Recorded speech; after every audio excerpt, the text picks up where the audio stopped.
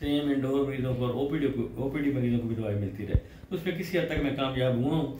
चूँकि ये division head quarter है, हमारी एमरजेंसी नो डाउट छोटी है, वहाँ पे हमें प्रॉब्लम होते हैं जब रश हो, जब खुदा न खास्ता कोई डिजास्टर हो जाए, गाड़ी का एक्सीडेंट हो जाए, तो वहाँ कैटर करने में मुश्किल आती है। लेकिन तमाम हालात को देखते हुए हम पूरी कोशिश करते हैं कि जो भी मरीज़ एमरजेंसी हमारे हॉस्पिटल में आ रहे हैं मुनासिब तरीके से देखा जाए, और उसमें किसी हद तक मैं कामयाब भी हुआ हूँ।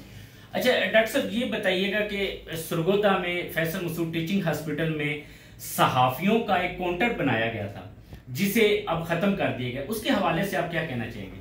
वो ऐसा ख़त्म नहीं किया गया। वो जिस जगह पे हमने ये काउंटर बनाए थे वहाँ पे हमारा रहमतुल आलमीन ब्लॉक की रिवैम्पिंग हो रही है, वो उनकी जगह वहाँ पे मौजूद है। यूँ ही हम वहाँ पे शिफ्ट होंगे, 31 दिसंबर हमें डेट मिली है वहाँ पे शिफ्ट होने की, तो इंशाल्लाह ताला रिज्यूम कर देंगे।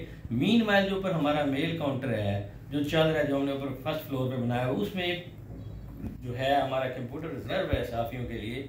तो अगर खुदा न खास्ता किसी को प्रॉब्लम नहीं होता तो मेरा दफ्तर आ रहा है, मेरे दफ्तर में सीधे साफ़ी आ जाते हैं, मैं उनकी पर्ची भी बनवा देता हूँ, मेडिसिन भी लेकर दे देता हूँ। अच्छा सर, उसके अलावा मेरा आपसे एक लास्ट क्वेश्चन है कि आपके पास खुरम नामी एक इलेक्ट्रिकल इंजीनियर है जो कि इंतजामियों को थ्रेड करने के लिए मुख्तलिफ अजराए इस्तेमाल करता है, जैसा कि आपसे पहले डॉक्टर यूनुस साहब थे, उनको उसने थ्रेड करने के लिए एक नैब से जेली लेटर जारी करवाया था।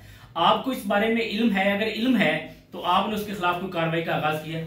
देखिए, ये थोड़ा सा बन जाता है ज़ाती सवाल। मेरे नॉलेज में ये नहीं है कि उन्होंने मतलब कोई लेटर बनवाया था।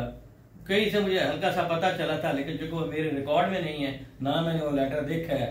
तो अगर कोई इस तरह की बात होती तो मैं ज़रूर ट्राई करता। अगर है भी सपोज तो इंशाल्लाह ताला मुझसे बात कर लेंगे, इसको एक्वायर कर लेंगे। चलिए, अच्छा डॉक्टर साहब, मुझे लास्ट पे ये बताइएगा कि जो लोग यहाँ पर दूर दराज से, क्योंकि ये डिविजनल हेडक्वार्टर कहलाता है, दूर दराज से आते हैं, और मेडिसिन की किल्लत से आपको कितनी परेशानी है और आप आला काम से क्या मुतालबा करना चाहते हैं? पहले तो मैं ये कहूँगा कि हम ये ट्राई करते हैं कि मेडिसिन की किल्लत ना हो। जो मरीज दूर दराज इलाकों से आ रहे हैं और वो उस पर पर्ची पे वैसे बगैर दवाई के चले जाएँ, ये एक बड़ा स्टिग्मा होता है।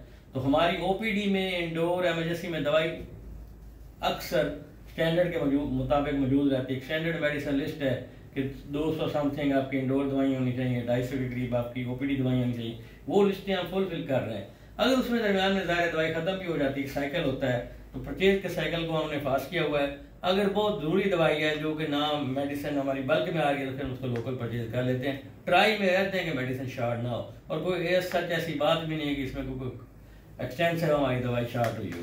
जी, ये थे सरगोदा फैसल मसूद टीचिंग हॉस्पिटल के एमएस साहब हमारे साथ मौजूद थे। उनका कहना है कि सहाफ़ी काउंटर अभी भी जारी है, लेकिन उसकी थोड़ी देर के लिए कुछ जगह को शिफ्ट किया गया है, और आवाम की आने वाली परेशानियों का अजाला करने के लिए मेरे ऑफिस के दरवाजे हमेशा आवाम के लिए खुले हैं। अगर किसी को परेशानी से कोई दो चार है तो मेरे ऑफिस खुद आए, मैं इंशाल्लाह उसके मुकम्मल पासदारी करूंगा। जी।